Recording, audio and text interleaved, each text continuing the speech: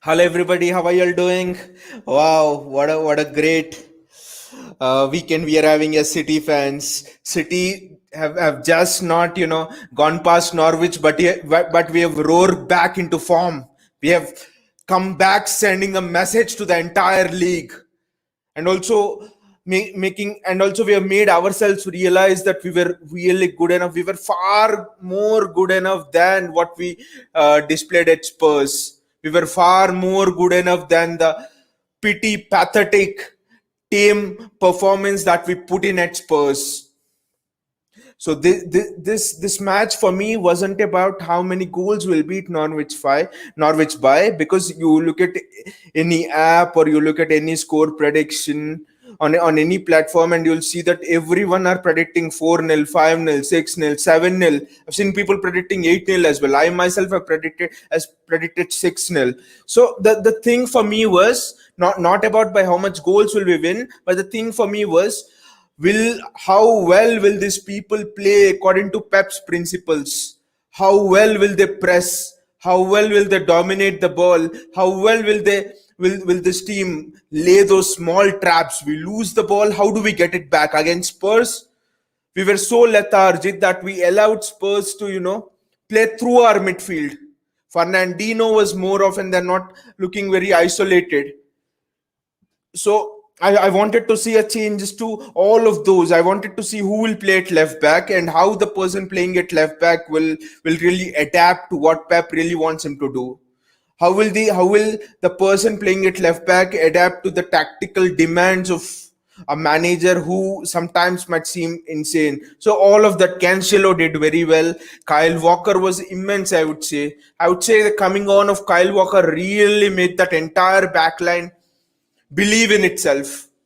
Belief is the word I'll use, because that is what we were lacking. The entire backline, along with Fernandinho, was lacking in belief against Spurs. And with Kyle Walker, what I thought was we had a man who had pace, which meant that Diaz, Laporte, Cancelo, and to an extent even Rodri, they were not, concerned about a Todd Cantwell running at them or a Timo Pukki running at them with all their pace. They knew that Walker would sweep up all the crap behind them. That is what they didn't have at Spurs. So Walker bought in that belief. Now let's quickly go through the player ratings. Now Ederson, honestly, I thought I'll give him a 7 as well. He didn't have anything to do, but whatever he had to do, he did it really well. He came out for two set pieces. He once raised out his starting position was very good, and he raised out before. I think it was Todd Cantwell who was almost eyeball to eyeball, one-on-one with him, but he raised out and cut out that danger well. He prevented a Gundogan own goal. Not having a clean sheet today would have put a little bit more dent into the confidence of that back line of the team as a whole, even though we would have won. So it was important that we somehow preserved the clean sheet. And Ederson, he made a fine save of Gundogan's own goal, and he raised out really well in a one-on-one chance for Norwich. Apart from that, Ederson should have bought his customary chair and cigar, and he should have smoked it all day long. That was how much easy it was for Ederson. It was not a Norwich player, but it was Gundogan who had the first shot on target for Norwich. You can imagine where the play was going, where the play was heading. The next one I'll come to is Joao Cancelo. Joao Cancelo, for me, all in these sort of games, it looks as if there are two players, Joao Cancelo and Bernardo Silva. It looks as if both of them are lost, because you don't see them make on the assist sheet, or you don't see them make meaningful contribution to the play. But what they do is, especially I'll talk about Joao Cancelo now. What he did was he came inside, allowing Jack Grealish to go on the outside. When Jack Grealish wanted to come inside, he went on the outside. He tucked alongside Rodri well when Kyle Walker was up on this side. And he had the tactical intelligence to know when to come into the midfield, which spaces to occupy, according to what Gundogan and Grealish were doing. Today, Gundogan and Grealish were rotating so much. They were so fluid. Gundogan, Grealish, and in a way Ferran Torres as well. I'll just show you their heat maps. Look at it, how much these three were interchanging among themselves. So Gundogan, he went to the right also, especially in the second half, and Bernardo Silva came into the left. So seeing all of this, Mendy would have had us look at this. Look at the interchange. Seeing all of this interchanges, Mendy's head would have really roamed.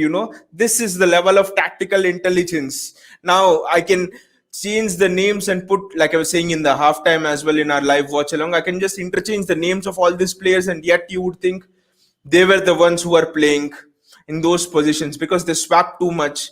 Looking at this heat map, you'd think Jack Grealish played left back for City in this game. You would agree.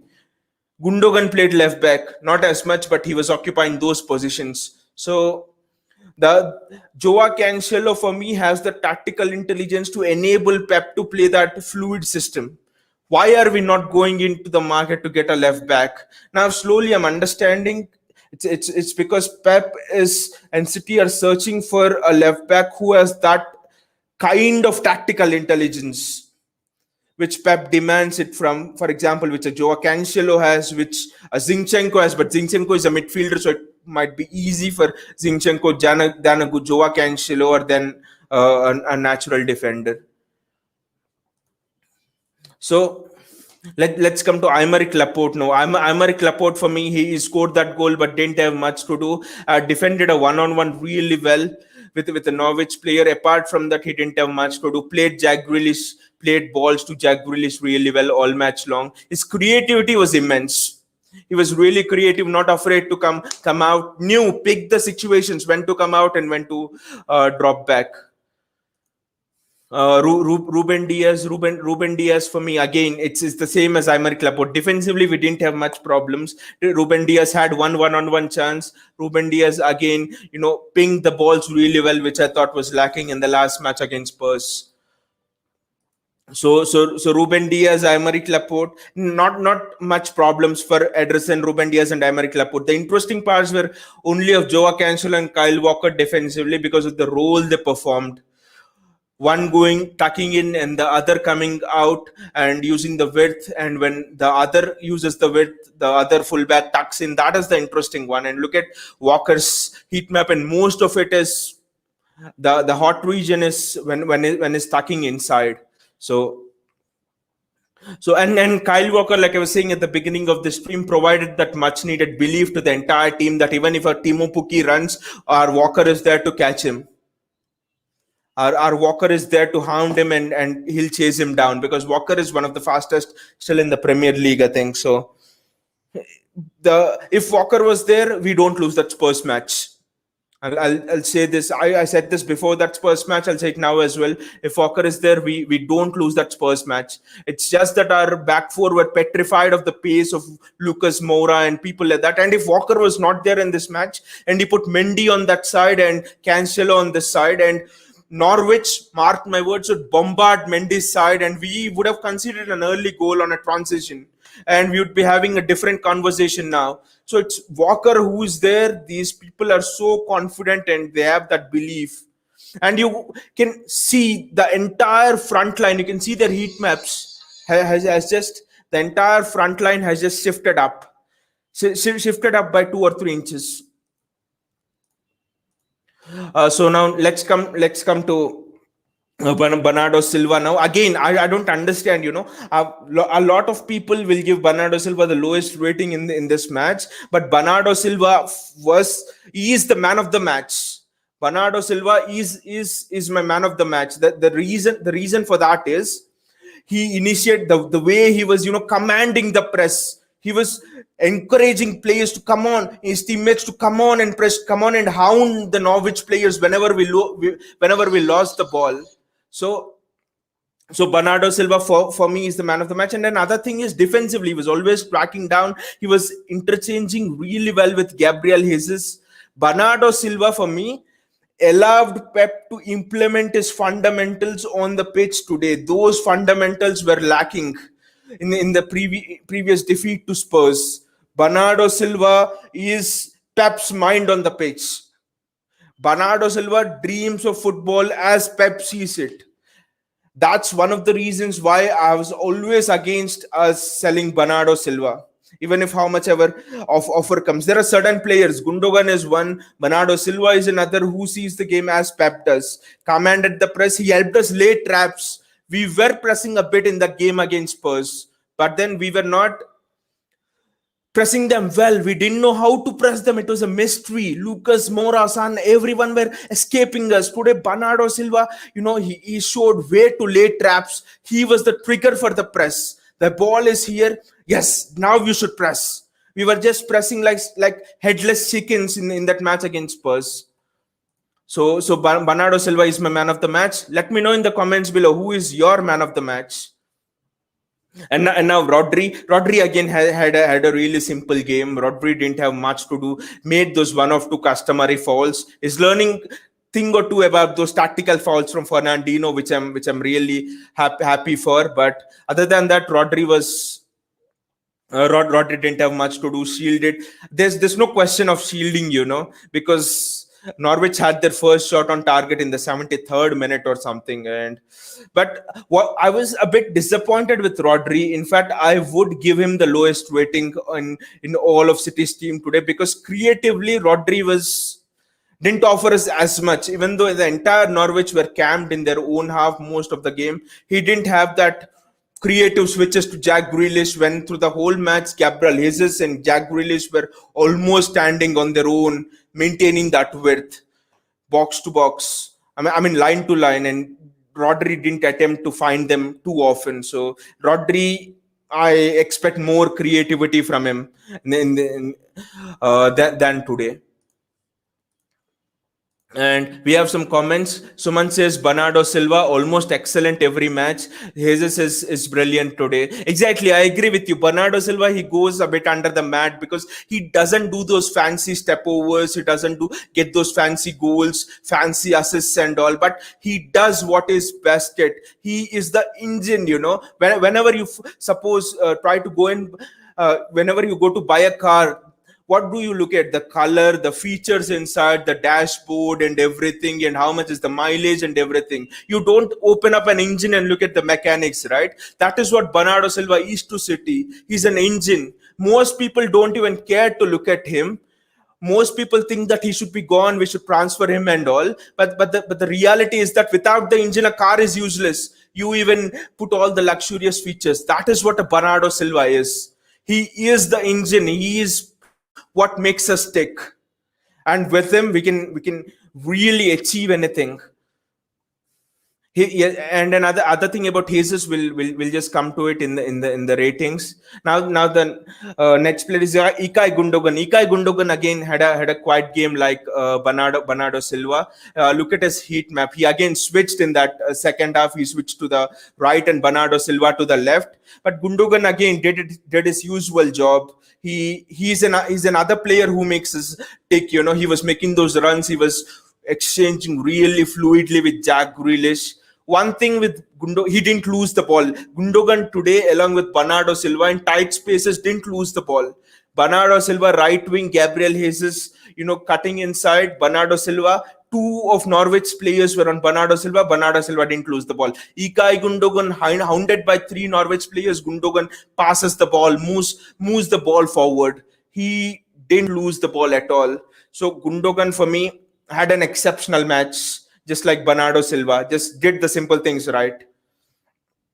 Today's midfield is almost a dream midfield for Pep. Gundogan, Bernardo Silva, two players who play football, who dream of football, who lives football, just like Pep does. If I would pick out two players who can become as big managers as Pep after they retire, it will be Gundogan and Bernardo Silva, just because of their thought process and the way they look at the game, the way they do those simple things right.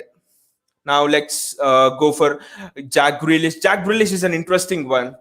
In the last match, against Spurs, I put out my ratings. By the way, check out the Manchester City blog as well. I'll be coming up there as well with the players' ratings. So when I put out the rating of Jack Grealish, I gave a low rating to Jack Grealish against Spurs, and people were, why? He was our best player, and even in this match, the same. I would give Jack Grealish a 7, maybe. That's all. The reason is Jack Grealish, was in a way he was inhibiting, he was preventing that fluidity of the system.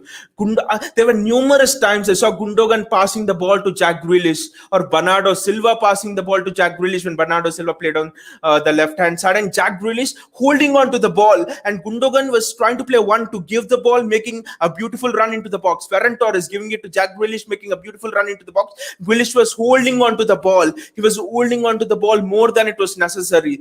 And Norwich put 2-3 players onto him, and that's all. It was gone. So I think that in big games, teams will maybe think Jack Grealish, and they'll put two players on him, and the game will somehow not be as fluid. So I thought that Jack Grealish should have been a bit more giving go type. He should have passed the ball a bit more, and he should have been more aware of where he's playing, the tactical system at which he's playing. This is not, I was telling myself, I was telling it out loud as well in the live stream, that Jack, this is not Aston Villa, this is Man City. You have to pass and go. No one here is a superstar. No one here is the main. Everyone here is just a part of the entire component. No one here is more important than the other. If Jack Grealish doesn't play for Aston Villa, Aston Villa is relegated. Will be relegated. But if Kevin De Bruyne doesn't play for Man City, we have won a league without Kevin De Bruyne 2 seasons back, fighting off that fierce competition against Liverpool. So Jack Grealish should realize he is not the only one here. He's one of the part. So Jack Grealish didn't have that good game. He was maintaining the width well, but I was frustrated with how long he was holding onto the ball and inviting fouls. You don't need to, Jack. Need to be a bit more fast in your decision making. Now, Ferran Torres for me, he displayed why he could be the one we are searching for instead of Harry Kane.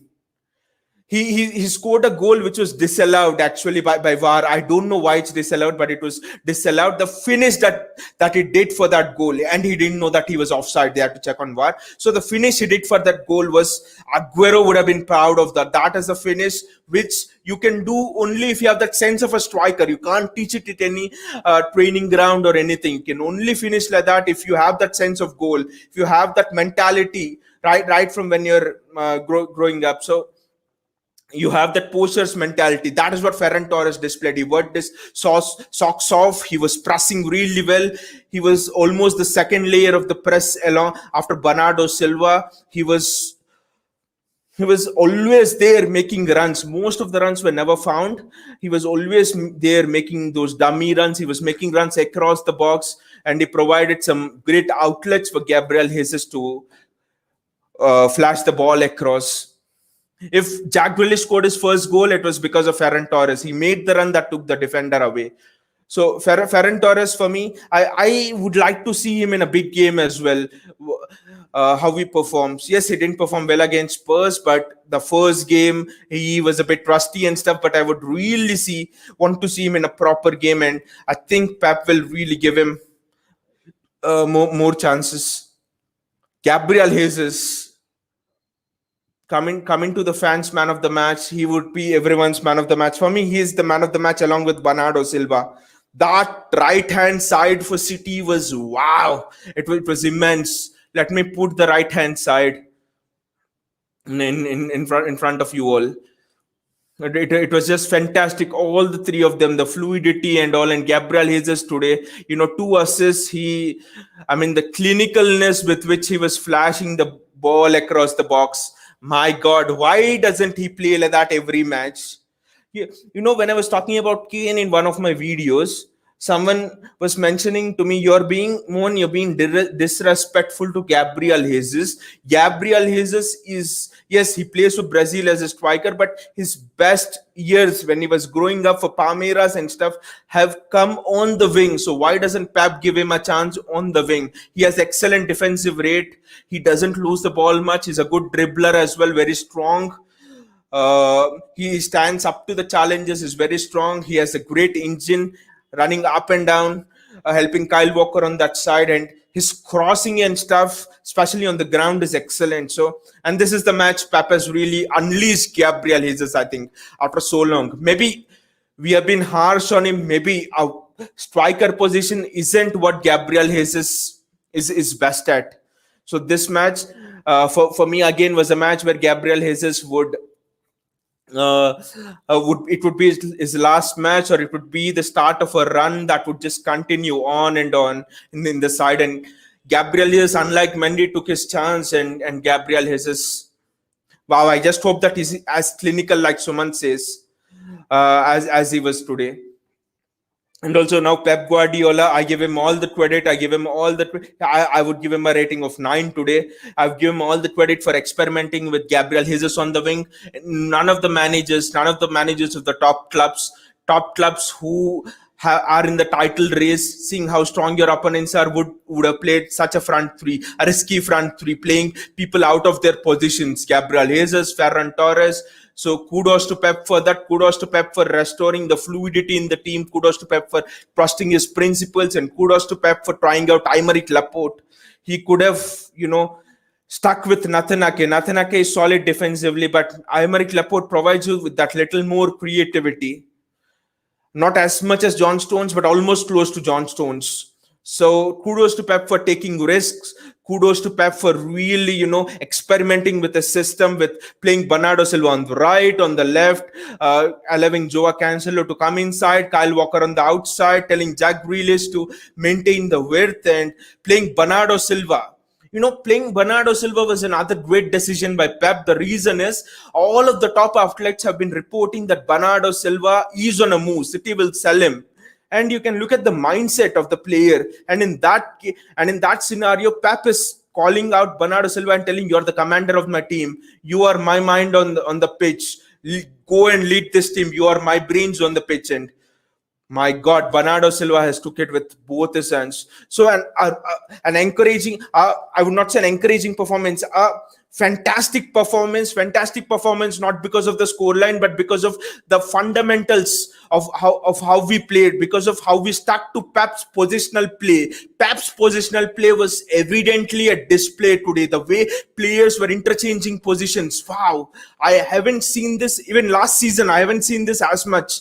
We saw this only in that 2017 season when we got 100 points and we were at the very top. I saw this positional change in Pep's Barcelona team 2009-10. That is what we saw today. A team that has regained its confidence to play that positional play. So I'm really happy with the victory, really happy with the way we won, really happy with the fundamentals we stuck to and won. So a great night for all of the City fans, and thank you all so much for joining me in the comments. It's been a wonderful show right through the live stream, interacting with you all, and right through this post-match show as well. It's been wonderful, I would say. Let's